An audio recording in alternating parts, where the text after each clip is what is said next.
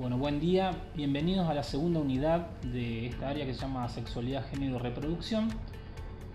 Vamos a iniciarnos en el conocimiento de lo que es la anatomía del aparato reproductor o genital femenino y vamos a hablar primero nombrando ciertas generalidades, como que está compuesto por dos órganos sólidos que se llaman ovarios. Estos órganos son en realidad glándulas de secreción mixta, por un lado endocrina, es decir que tienen la capacidad de segregar hormonas, y por otro lado también de fabricar un producto que es el ovocito, de secreción exócrina.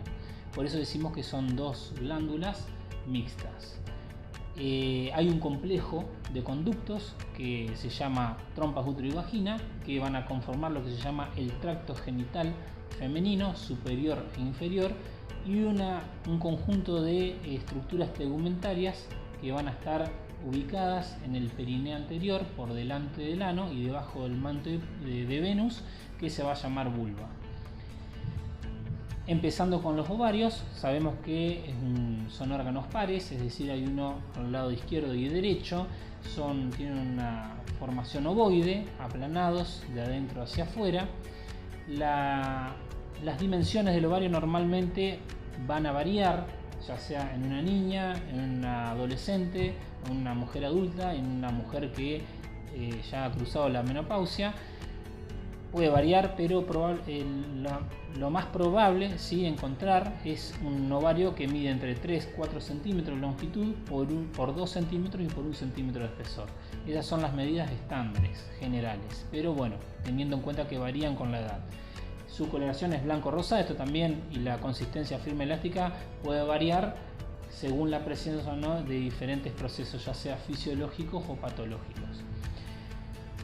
Nosotros tenemos que los ovarios están situados en el centro, en el fondo de la excavación pelviana. Tienen por delante el recto, y por delante está el útero, por lo general, y son los únicos órganos del tracto genital femenino que no están recubiertos por peritoneo.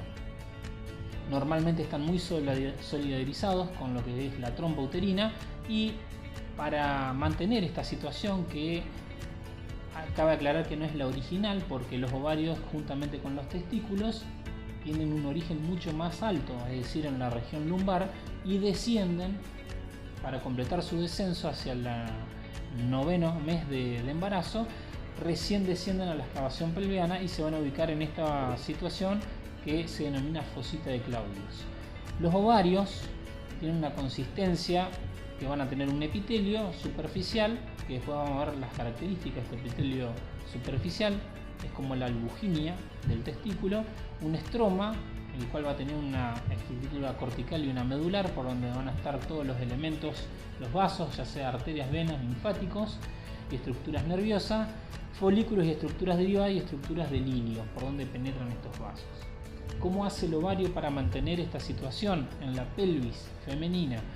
Tiene medios de fijación. Uno de los principales, el más eficaz, es el ligamento infundíbulo pélvico, o también conocido como ligamento suspensorio del ovario. Este es uno de los más importantes porque lo fija el ovario a la pelvis. Va desde la fosa ilíaca al polo superior del ovario, y la importancia radica que junto con él también ascienden y recorren su trayecto los vasos, los principales vasos del ovario, que como veremos más adelante es la arteria ovárica.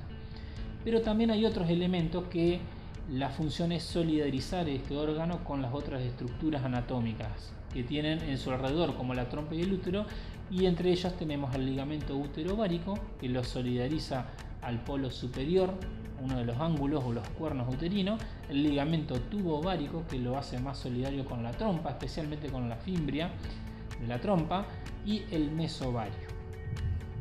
Con respecto a su irrigación e inervación, sabemos que el ovario principalmente está irrigado por la arteria ovárica, que procede de la aorta abdominal.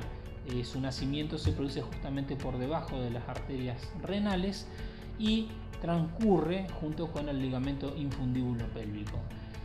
pero también el ovario en menor proporción recibe un aporte arterial de la arteria útero-ovárica, que es una rama que proporciona la arteria uterina. Con respecto a las venas, nosotros vemos que siguen el mismo trayecto arterial.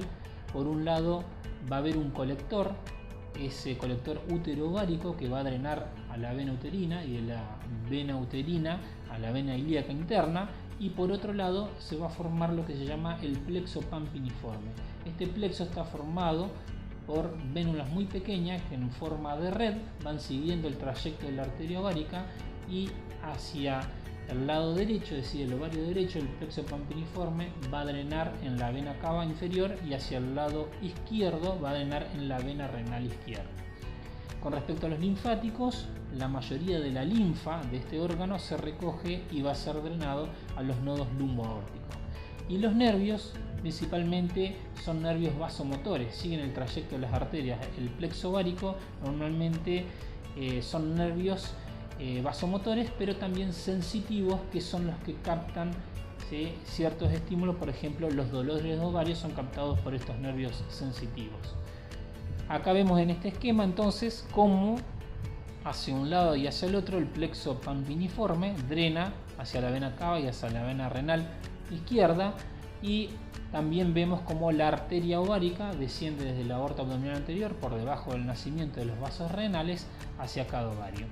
Y en el esquema de la derecha vemos la arteria útero-ovárica, es una rama de la uterina, como se ramifica y va a dar tanto una arteria para la trompa, que se llama arteria tubaria medial, y una arteria para el ovario. Con respecto a las trompas de Falopio, son dos órganos tubulares, también par, uno derecho y otro izquierdo.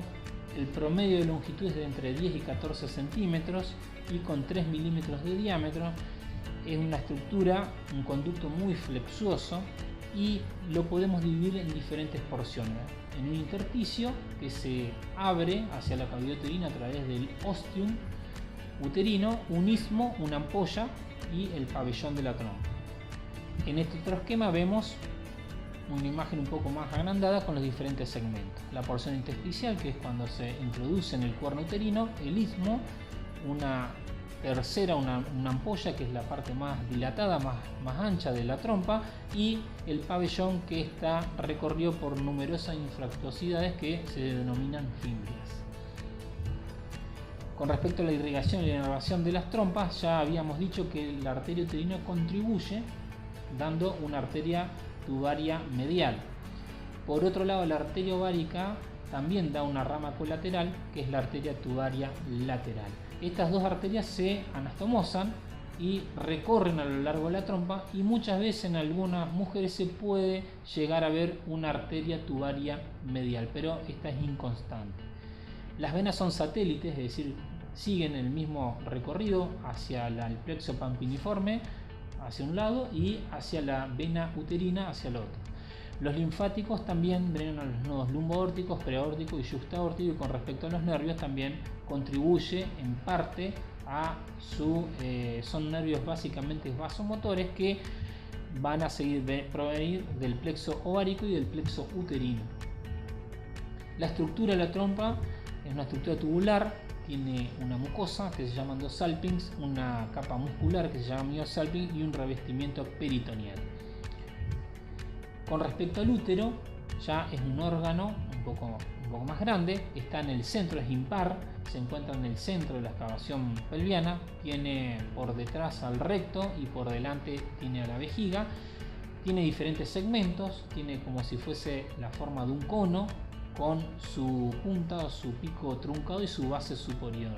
Normalmente la porción superior se denomina cuerpo, es la porción más ancha, más grande, y la porción inferior, la parte del cono truncado, digamos, sería el cuello del útero.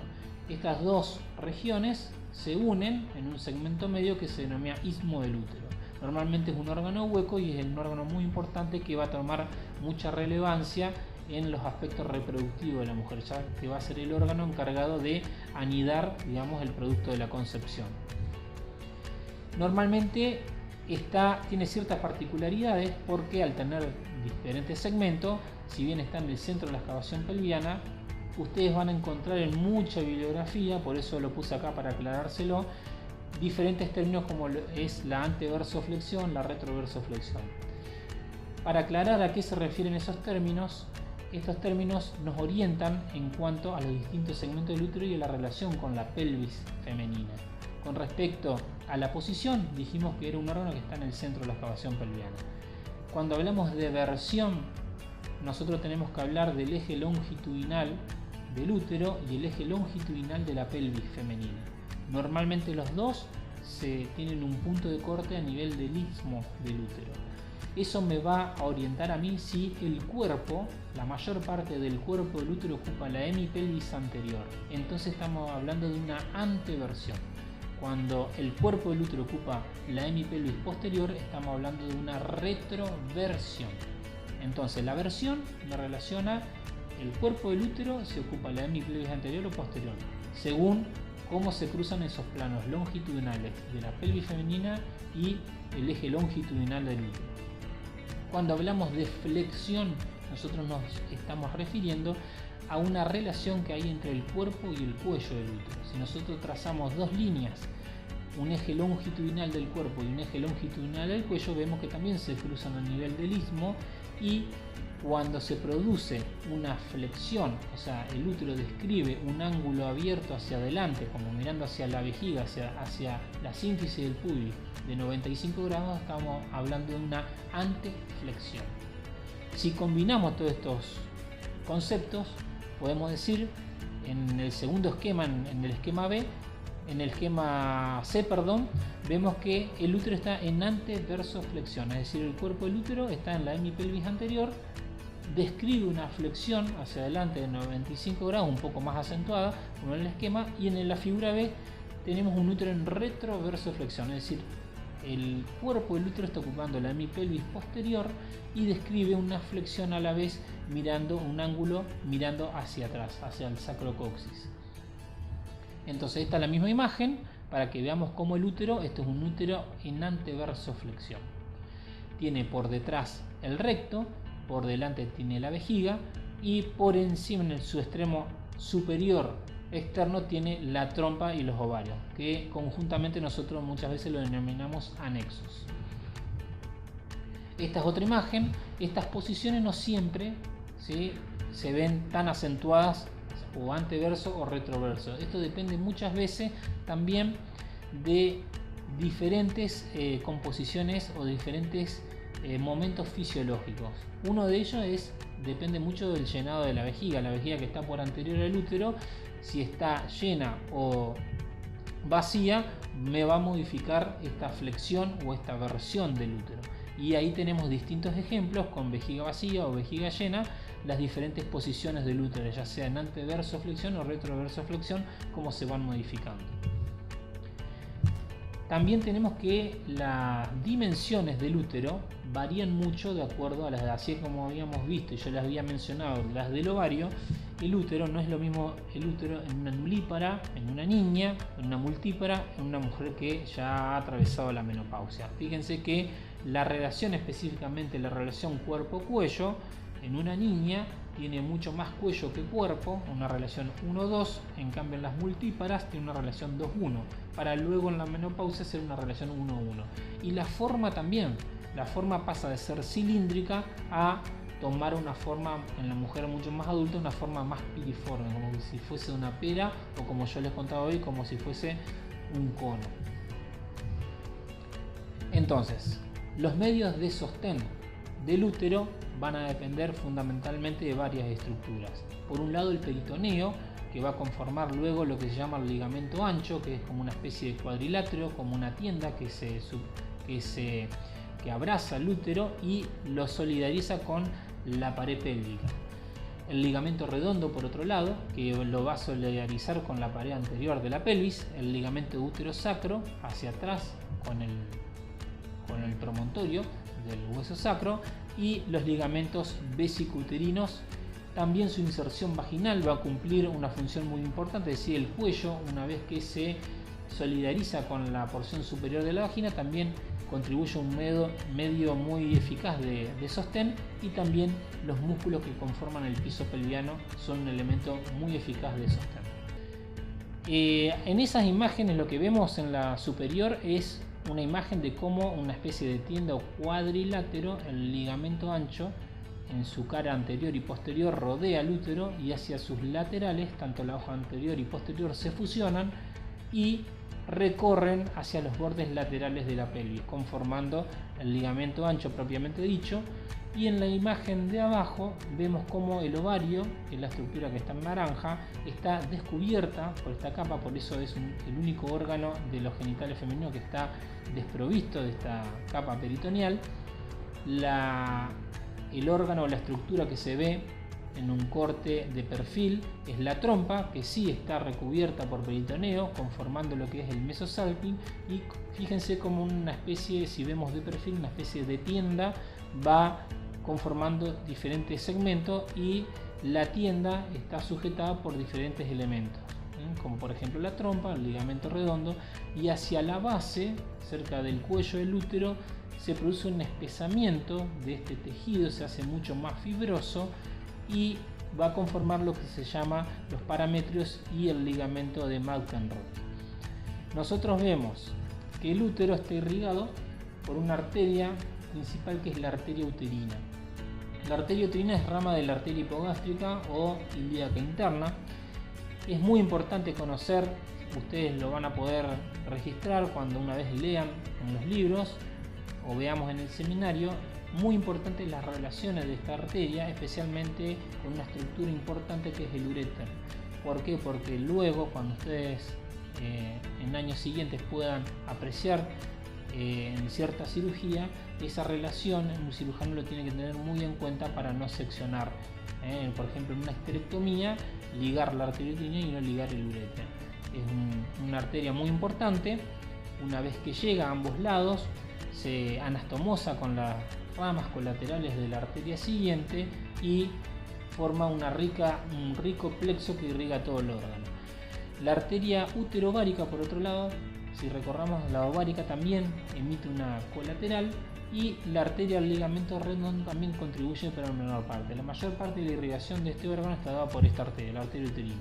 Las venas son siempre tributarias de las arterias, drenan la mayoría las venas uterinas y uterovaginales, uterováricas y las arterias del ligamento, a las venas del ligamento redondo. Por otro lado, de los nervios, están específicamente, este órgano está inervado por un ganglio que se llama ganglio hipogástrico. Acá vemos una imagen para ampliar, profundizar un poco más el conocimiento sobre la arteria uterina. Fíjense que tiene una forma tortuosa. Entonces, vemos como una vez que llega a la región ísmico-cervical, cruza por arriba el uréter y va ascendiendo y emitiendo diferentes colaterales que van penetrando las diferentes capas del útero. En esta imagen vemos otra vez lo mismo, su relación con el uréter, y fíjense cómo en el ángulo superior del útero esta arteria uterina emite la colateral, que es la tubaria medial y la arteria útero-ovárica.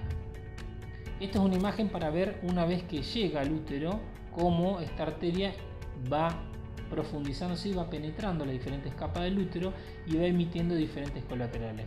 En el orden es el siguiente: primero la arteria penetra y forma lo que se llaman las arterias arcuatas, como dividen, como si fuese una especie de arco, abrazan al útero y se anastomosan con las contralaterales, y una vez que siguen penetrando el miometrio, conforman lo que se llaman las arterias radiales, las arterias basales, y una vez que llega al endometrio, las arterias espiraladas, que después seguramente ustedes van a ver cómo estas arterias espiraladas tienen diferentes modificaciones según el periodo del ciclo ovárico femenino.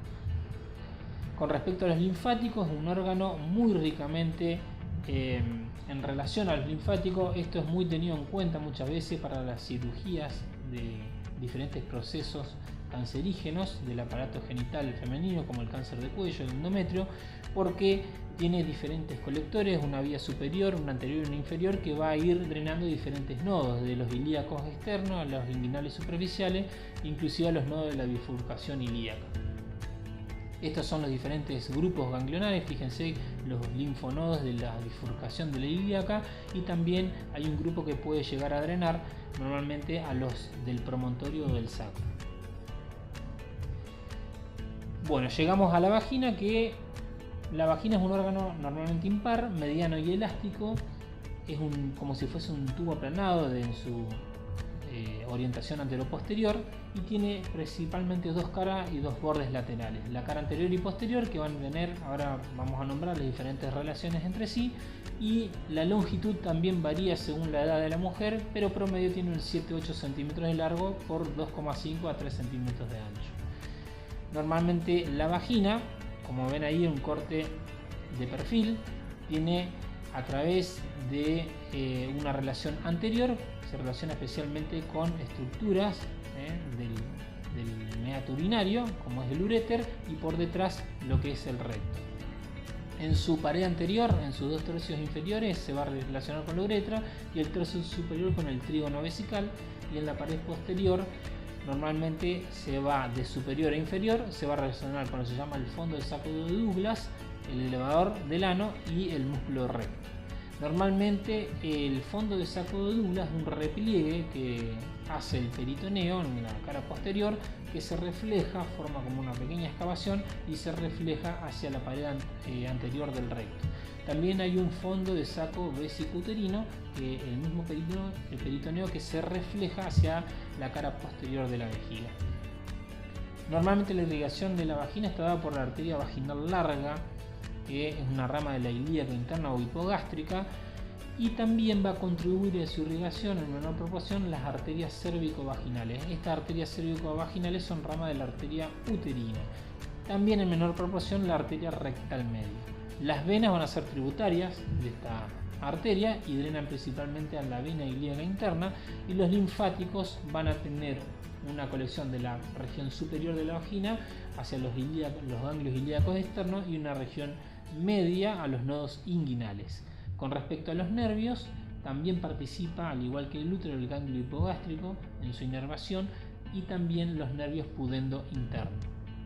Esta es una imagen, un esquema como vemos la irrigación arterial de la vagina. En la porción superior vemos la arteria uterina como se bifurca y emite una colateral que es la cérvico-vaginal. Después continúa la vaginal larga, y por otro lado en la región mucho más inferior, mucho más pequeña, menor contribución, en la parte inferior de la vagina vemos la arteria rectal media. Por último llegamos a la vulva.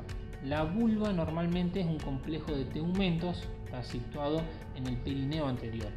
Si nosotros nos fijamos, el perineo tiene una región, una estructura, una forma de rombo. La mitad de ese rombo, el triángulo anterior, sería el perineo anterior. Allí está situada la vulva, que en un conjunto de tegumentos cutáneo-mucoso, conformado por varios repliegues, como los cutáneos mucosos de los labios mayores, menores, van a albergar distintos órganos y además van a ser el asiento de la desembocadura de diferentes estructuras como la uretra. Nosotros vemos que los pliegues mayores, los labios mayores a ambos lados, se continúan con un pliegue cutáneo mucoso, que son los labios menores, que van a formar también en su región superior, en su ángulo superior, en su fusión, lo que se llama el capuchón del clítoris. El clítoris, al igual que los órganos vestíbulo cavernoso, serían las estructuras eréctiles que tiene la mujer, y es muy importante porque tienen una fisiología y una estructura similar. Cuando veamos lo que es la respuesta sexual humana, como es el llenado vascular gracias a su rica irrigación venosa. Por otro lado, debajo del clítoris hay una estrecha zona que se llama vestíbulo. Por ahí tenemos el desemboque del meato urinario, o sea, el desemboque de la uretra. A ambos lados de esto están unas glándulas que se llaman glándulas parauretrales, y por debajo de este está el introito. El introito vaginal muchas veces en las mujeres, no solamente nulíparas, sino que aquellas niñas que no han iniciado sus relaciones, están recubiertas por una pequeña membrana fibroelástica que se llama himen, que puede tener diferentes conformaciones, desde semilunar o cribosa, etc. Esta es una imagen donde vemos las estructuras eréctiles que tiene la vulva, y por otro lado también glándulas accesorias. Ahí vemos en la imagen de la derecha unas glándulas accesorias que se llaman glándulas de Bartolino, que normalmente tienen como el tamaño de una avellana, y su secreción mucosa es muy importante para la lubricación en el acto sexual. Bueno, con esto hemos concluido alguna generalidad. Ustedes ya habían visto algo en crecimiento y desarrollo. La idea es remarcar bien ciertas relaciones, ciertos conceptos. Ustedes van a poder completarlo con la bibliografía, y con el seminario que vamos a dar a continuación vamos a poder mucho más fijar y tener un más conocimiento un poco más transversal de lo que es la anatomía, para poder ver en imágenes en vivo que yo les voy a traer, para poder fijar y que ustedes vean en vivo y en directo alguna cirugía o estructuras anatómicas. Esa es la bibliografía sugerida.